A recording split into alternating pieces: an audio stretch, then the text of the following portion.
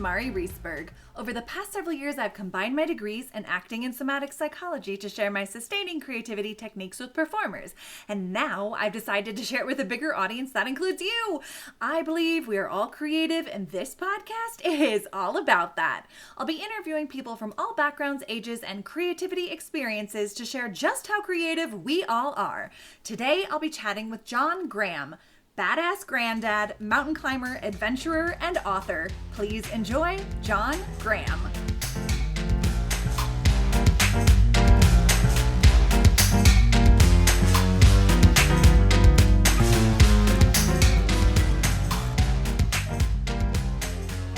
Welcome to the Sustaining Creativity Podcast. Today, I'm chatting with John Graham, badass granddad, mountain climber, adventurer, and so much more. Welcome to the podcast. I'm delighted to be here, Mari. Just delighted. Well, I can't wait to dig into the creativity that shows up in all these facets of your life. But before we get there, why don't you take a couple of moments and let our listeners know a little bit more about who you are and what you do? It's hard to do in a couple of moments, to tell you the truth. I'm sure. I'll, so shut me off if I take up too much of our half hour. But in any case, the bumper sticker kind of for my life is I'm lucky to be alive. The whole first half of my life was one hair-raising adventure after the other. I mean, I was like hooked on adrenaline. And it all started when I worked as a seaman on a freighter in 1959. And I began to see in those days what it was like to be a real man, because I couldn't find any role models growing up in Tacoma, a placid little city. I loved my father, of course, but he was a very placid guy, always pushed around by other aggressive males. I was bullied at school, so I was like unhappy.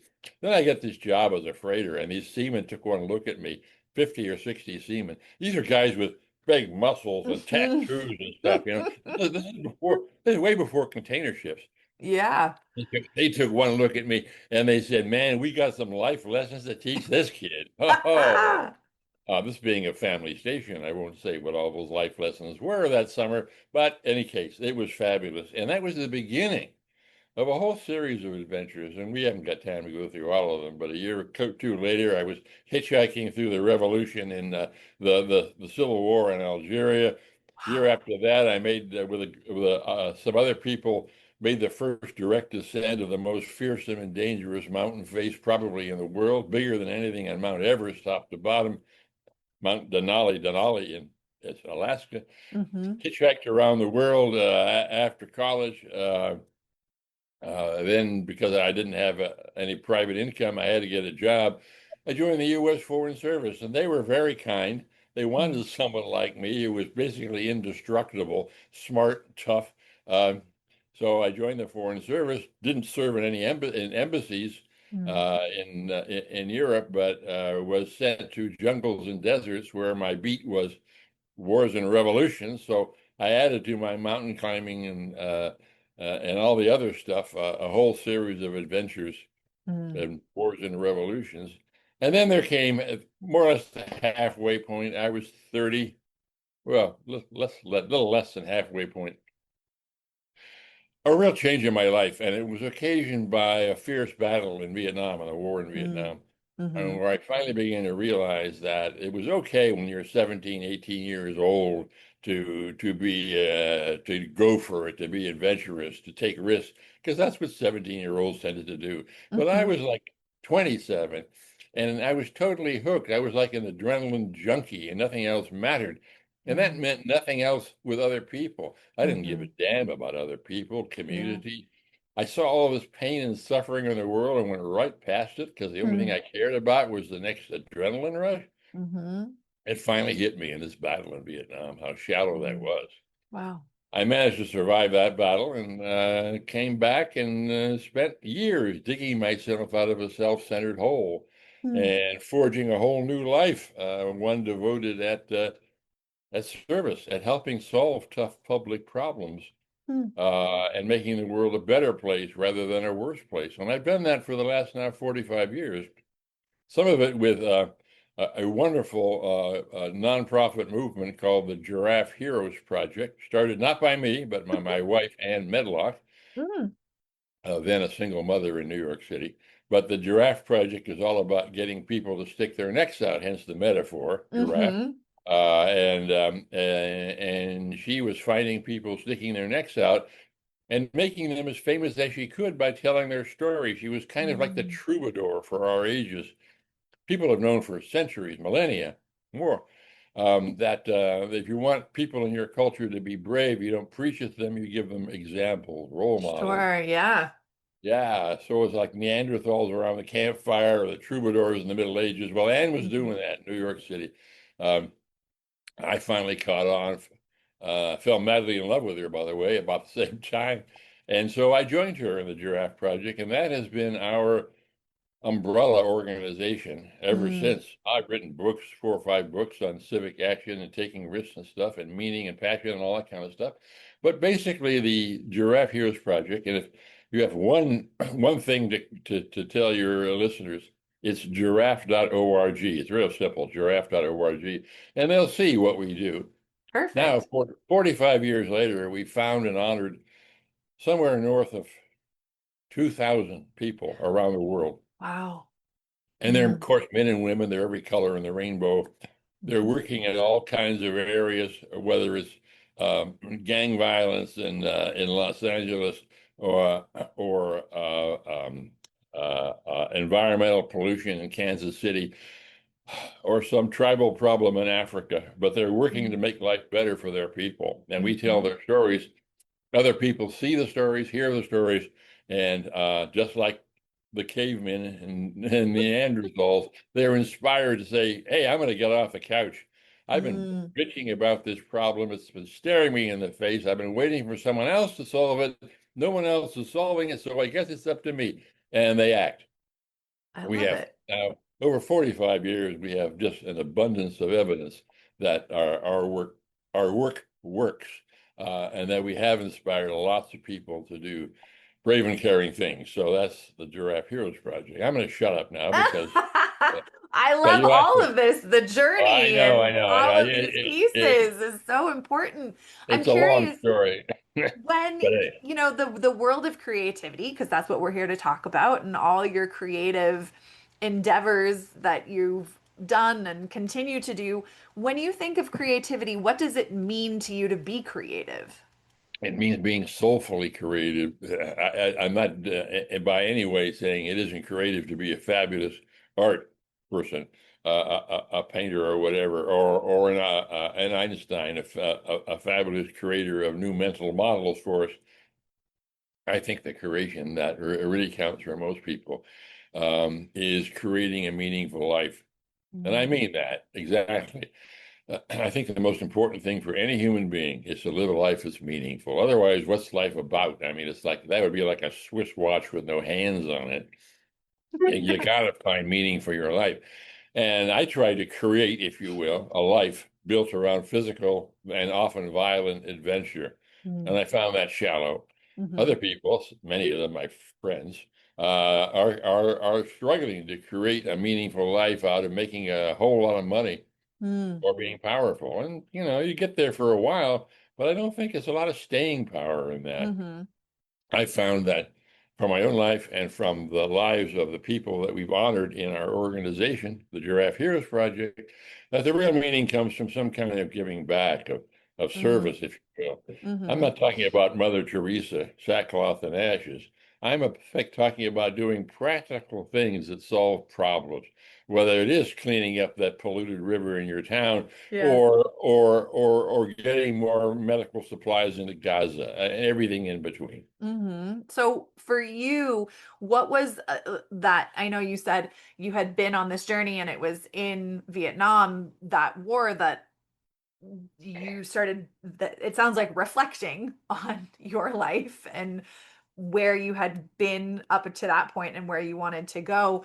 How did you make that pivot to more meaningful connections outside of yourself? Because it sounds like up to that point, it was all the meaning was kind of directed into you, and then you shifted to kind of Yeah, having it was meaningful experiences. it was it was it was the fierceness of this battle in Vietnam, and not only the fierceness of the battle, because all kinds of people are in wars and they suffer through all kinds of privations and stuff. It Yeah. was more to the fact that at age 29, I was no longer a kid. I couldn't excuse my adventure seeking on the 18-year-old adrenaline rushes. This was Mm. like a life pattern for me, and it was wrong Mm-hmm. because at that point I had a lot of power in Vietnam, and decisions I made led to people getting killed. Yeah. And in Mm. fact, the specific thing at the battle was my realizing that we had to start shooting, had to start stopping the deserters from our side, from the South Vietnamese army, from terrorizing the people in the city where I was the advisor. Mm. Way in the northern part of South Vietnam, 50 miles south of the DMZ, the line that divided north and south. Mm-hmm. And the North Vietnamese had attacked. They were within 6 miles of the city gates, and we were about to be overrun. And U.S. troops had been withdrawn, so it's like 4 or 5 of us civilians Yeah. and all of a sudden it occurred to me, what the hell am I doing there? And my home is 6,000 miles away. I never Mm. believed in this war. I always knew the war in Vietnam was wrong and stupid, but I Yeah. was only there because of the adventure. And now I was calling on the mayor to start shooting young Vietnamese from the South Vietnamese army so they would stop looting and pillaging, and Wow. we could establish some order in the city so that we might have at least a chance of beating back the North Vietnamese. And Mm. so I remember screaming at him that he had to start shooting people. And then that's when it occurred to me, the answer to your question. I was screaming at a Vietnamese man to shoot other Vietnamese Mm. so they could get together and shoot a third series of Vietnamese. And I didn't give a damn about the war, and I knew it was lost from the beginning. And how shallow is that? How Yeah. shallow is that? Did I want to live the rest of my life that way? Mm. Well, I survived because of fighter bombers from U.S. carriers finally were able to break through the cloud cover and beat Mm-hmm. back the North Vietnamese columns.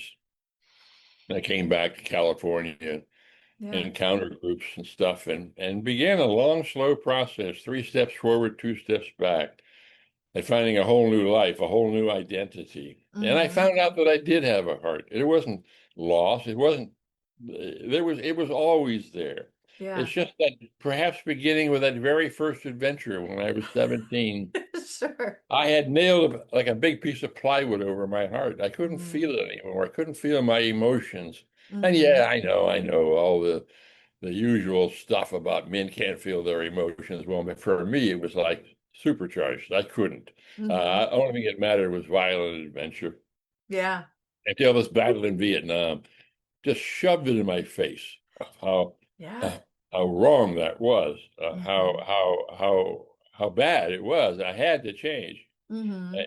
and so I did. And the rest was, like I say, not a steady upward push, but I began to climb out of that hole. Went to the United Nations, where I actually did a whole lot of good and Mm. dealing with peace and justice issues at the UN. Mm-hmm. I'm happy to say, I'm proud to say that I actually helped end apartheid in South Africa, Wow. the system of institutionalized racism. Mm-hmm.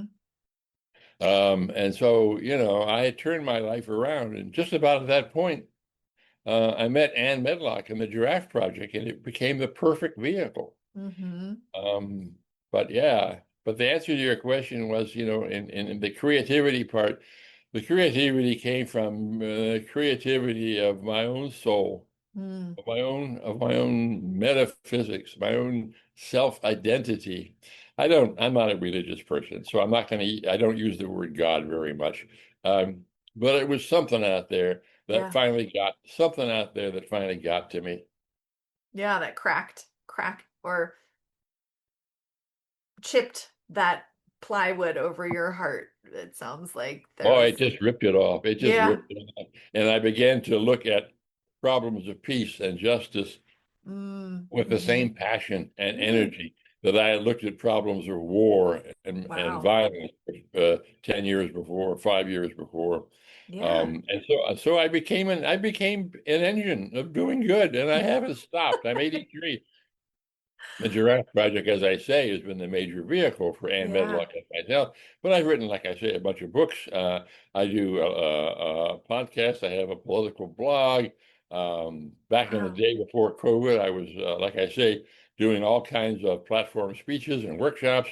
Uh, Hmm. and I'm still alive, and I can't climb mountains anymore. Hell, I have to stop halfway up getting up the stairs. I mean, believe me, you'll be 83 one day yourself. You'll know. This is true. I'm curious Uh, for people who find themselves in that similar space of seeking adrenaline or hooked on adrenaline or that what wisdom or advice would you have for someone who's on that path of adrenaline seeking and how sustainable is it? What would you want? What would you have wanted someone to tell to have told you in that space of your life? oh, I can tell you the answer to that, but for a long point in my life, I wouldn't have listened. But Sure. the answer to that is the answer that I finally found in that battle in Vietnam. And the answer is no matter how hard it takes, no matter how painful it is, you have really one mission in life, and that's to find the true meaning of your life. Something Mm, that makes you passionate about living.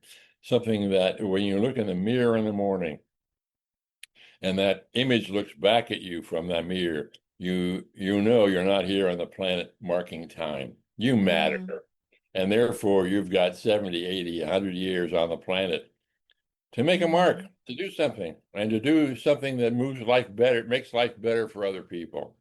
And so you better find it. Yeah. Like I say, it's not becoming Mother Teresa. It's simply looking at, and this is a sort of a second part answer to your question, Hmm. taking a look at who you are. I mean, and looking at your skills and resources, because those are very often very good pointers toward where Hmm. that meaning might come from. If, for example, you've always had been good at math, well, then maybe, it's something to do with engineering or science or something Hmm.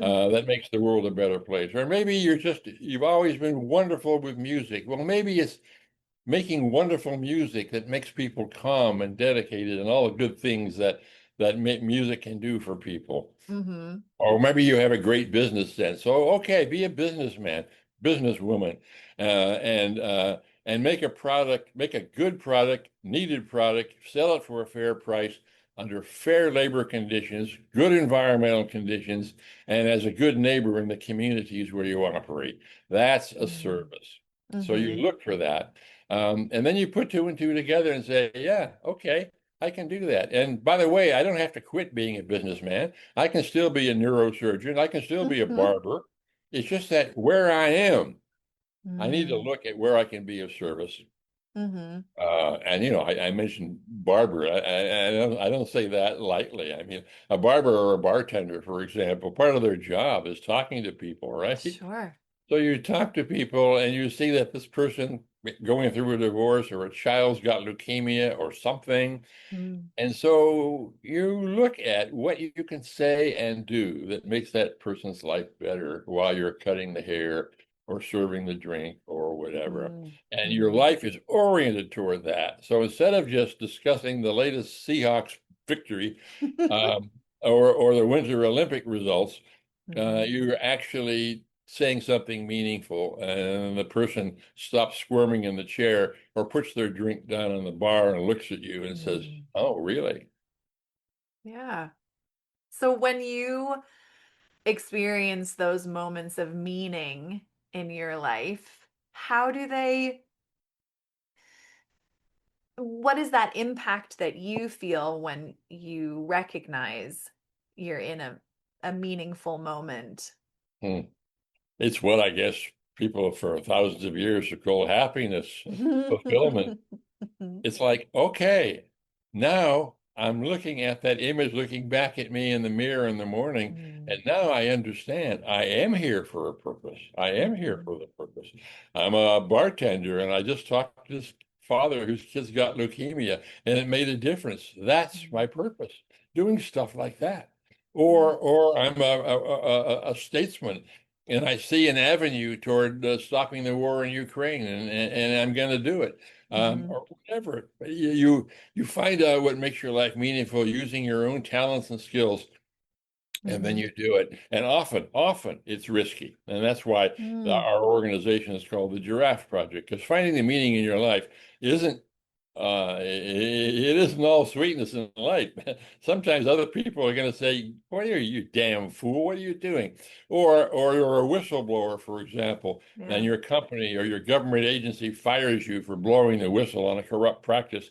Or it's a relationship problem, or it's a problem in your community where you stand up at a school board meeting, and everybody else in that meeting is telling you to shut up and sit down, but you know what you're saying is important, so you keep saying it. Whatever, there are risks involved, and Yeah. the meaning you're seeking. Here's an image that I use a lot. You're facing with you finally figured out some problem that's got your name all over it. You have the skills to do that. You haven't done anything yet. No one else is doing something. Man, it's up to you to do that. So you start doing, but then you have to look at the risk.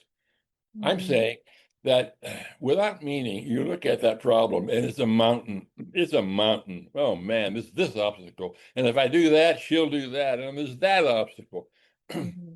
When you're convinced that what you're doing is meaningful, Mm-hmm. huge obstacles turn into speed bumps.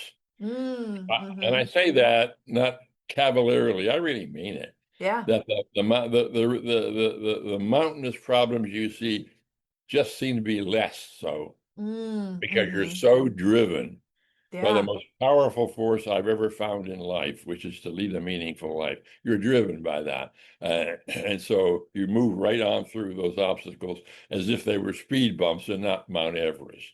Yeah. This leading a meaningful life or finding your meaning, your purpose, where does creativity show up in that for you? Ah, well, the new short form video, the badass granddad. It was a hell of a creative thing. I did it on a lark. I mean, I didn't. I thought of it myself, and my grandson gave me the name. Hey, my granddad's a real badass, and I says, yeah, I'm looking for a meme. I'm looking for a handle, and if I just say Adventures of John Graham, it'll put people to sleep. But badass granddad, man. I have as of this morning, I think 113,000 followers, Wow. which I'm told is a lot. It is. Uh, I'm I've been told I'm a certified, and this makes me laugh. I'm a certified influencer, just like those young women that show you how to put on nail polish, right? Sure. Yeah, Yeah. yeah. So I'm a certified influencer. I've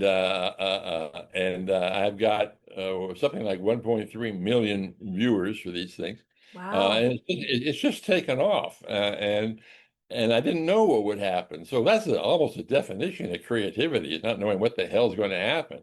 Sure. I mean, did Michelangelo really know that his David would be the most famous sculpture on the planet? I mean, he probably didn't when he started.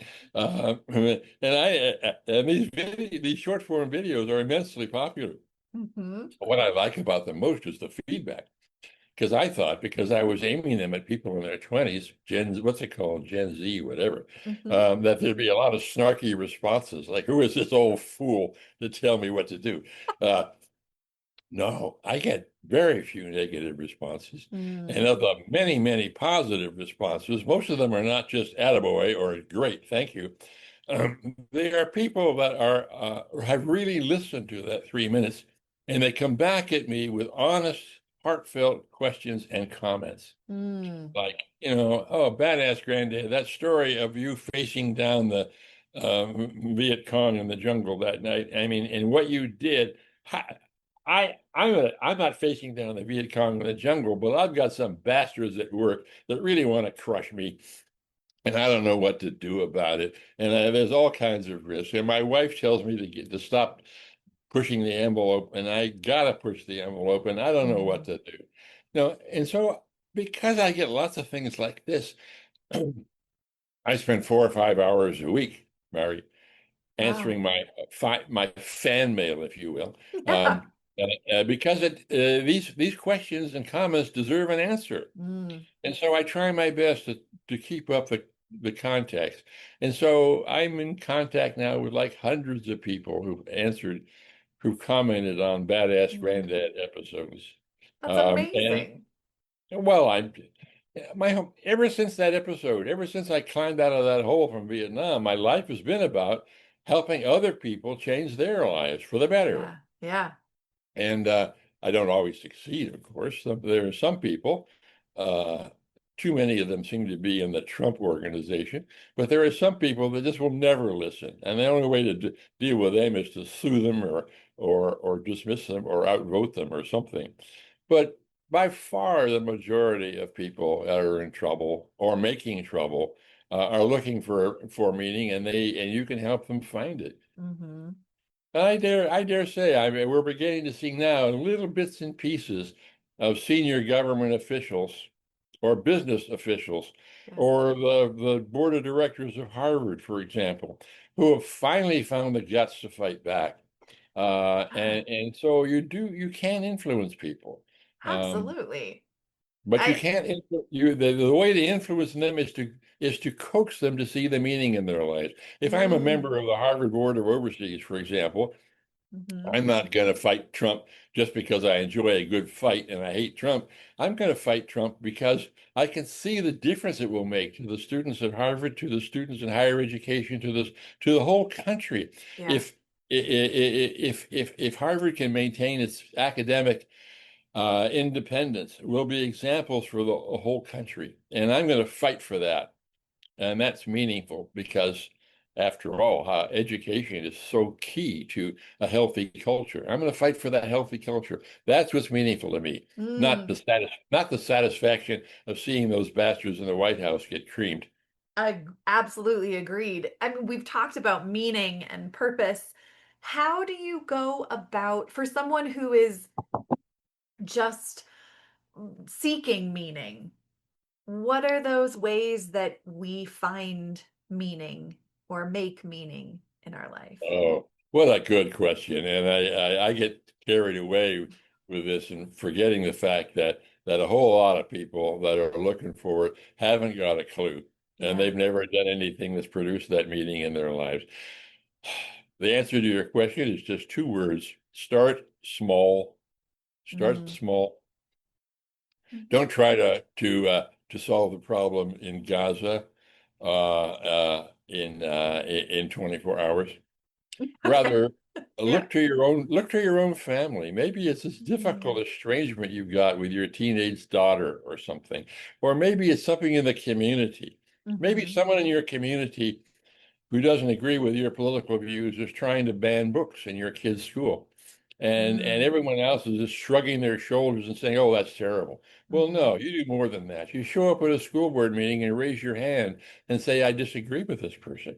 I think that kids really should try to read Ulysses or Yeah. something like that. And banning books is a really bad idea, or whatever. hmm You start someplace where you can, as Ann Medlock, my dear wife and business partner, says, you lift up the corner of the rug you can lift up. And Mm. that's a great metaphor. So hmm you look around and you see, with my talents, I mean, I'm smart or I'm tough or I'm great at music or I'm good at math or whatever. I can make a difference here if only I would act. And then you act. Mm. But the action might very well be something really small. And in terms of dealing with opponents, again, it starts small. hmm Let's say, for example, that the ban the book people in your community are really powerful, and things have gotten so bad, so polarized in this country that you almost walk on the opposite sides of the street to avoid seeing them, even though some of them are your neighbors. Yeah. Well, you see these people in the supermarket, and you're both on the produce aisle looking for a ripe artichoke, and you're standing there, right? So, hmm what's wrong with saying, "Hey, Charlie, did you see what happened on the Olympics last night? That guy fell Yeah. down." Or how about them Seahawks? They won. They won the Super Bowl. And because Charlie is a great football fan. And so you get talking and you start building trust talking about the Seahawks in football or the ice skaters in the Olympics or whatever. And the next time you see Charlie, it'll be a little bit easier. You may talk about sports for a while, but then you may talk about your grandchildren because he's got grandkids, not that much different in age than your own. And they're driving you crazy. I mean, oh man, he got thrown out because he skipped school 4 days in a row, and I didn't know. Oh man, your kid did that too. Oh. So you start there, Mm-hmm. and then you start because the key to it is building trust, and you can't Mm. build trust by saying, "Damn it, Charlie, building Brooks is really stupid." Because he'll just say, "Oh, you're really stupid, allowing that poison into our kids' heads," and then Mm-hmm. you'll scream and shout at each other, right? Yeah. Okay. So you start small. You start small, and it doesn't always work. I'm not like I say, it doesn't always work. Yeah. But the answer to your question is start small. Lift up the corner of the rug you can lift up, and it may be something as private as your own living room. It may Mm-hmm. be a school board meeting. It may be, for example, something in your county or in your state that Mm-hmm. needs your attention. Maybe, for example, in your city, there's a real big problem with homelessness, and no one seems to be doing a damn thing about it, just shoving it under the rug. Well, Yeah. you show up at a city council meeting, and Mm-hmm. ask your elected officials why you're not doing more about the issue of homelessness, and you tell stories. Yeah. Storytelling also very key. Mm. But again, the bumper sticker is start Start small. small. Build trust, start small, and then build on that trust as carefully as you can. I love it. Thank you for breaking that down for us and my listeners. It's so, so important to really hone in on the baby steps, those first steps we can take to finding meaning or having meaning in our life. This has been such a beautiful conversation. I have one last question for you. Dude, What does it feel like in your body to be creative? it feels like I'm not 83 years old. It feels like I'm floating. It feels I love it. uh, like I don't know. It's a sense of satisfaction that Mm, I'm passionate about stuff that's really meaningful to me, and that just makes my whole body vibrate with that. mm, Even to the point somehow of sometimes forgetting the fact that my balance and leg strength is what it used to be. I'm still here, man, and I don't think I've lost a mental step at all. Um, mm. and so, yeah, I that's what love it it. feels like. It's a source of happiness. Mm, I know. I thought I found happiness and fulfillment in physical, violent adventure, and I was wrong. yeah. I think a lot of people, we look around today, think they found that kind of fulfillment in amassing power or making $1 trillion and having 4 vacation homes. Hmm. I think they're gonna discover something else. I hope they do. I hope Um, they do too. Yeah. but when you find it, you know it. And when you find it, you Mm. know it. And you're you're old enough to know that. Yeah. And then most of your audience is old enough to know that. Hmm. It may be, for example, the birth of your first child and looking Mm. down at that little face and the sense of, man, I produced this and I'm going to Yeah. dedicate myself and my love toward creating the best possible life for this baby. Nice. And tears come to your eyes, and he's like, "Yeah, that's really meaningful. Being a good mom, that's really Mm. meaningful." Absolutely. Well, thank you, John, so much for taking the time to chat with me. I have thoroughly enjoyed our conversation. If people want to learn more about the work you do, the things you have out in the world, how could they go about doing that? Well, first of all, the umbrella organization, the Giraffe Heroes Project, that's real simple. It's giraffe.org. My own personal URL is my name, johngraham.org. Hmm. My book, where I expand on all these stories. I'll say this for the book. It's a very honest book. I detail in great detail, my descent into a self-centered hell, and then my pulling myself up the other side. That book is Quest Dash Risk, Adventure, and the Search for Meaning. It's also an audiobook. Okay. That's enough. You can put the rest in the show notes. I will. Thank you so much for all of those pieces and all of your stories, and your creative soul and heart is so wonderful to see at 83, and keep doing it. So thank you again for joining me. I've truly enjoyed our conversation. Well, thank you for asking me, and thank you for doing this podcast. I mean, you didn't have to do this. Obviously, it's meaningful to you, or you wouldn't do it. I can't imagine you're making $1 million, but you're doing it because it's the right thing to do, and you feel that. So Yeah. you can apply some of what we've been talking about to your own life, just as I apply it to my own life. You do something that really turns you on, that makes you passionate, you feel good about. You're lifting up the corner of the rug you can lift, and that's exactly what you're doing with this podcast. Absolutely. Well, thank you again.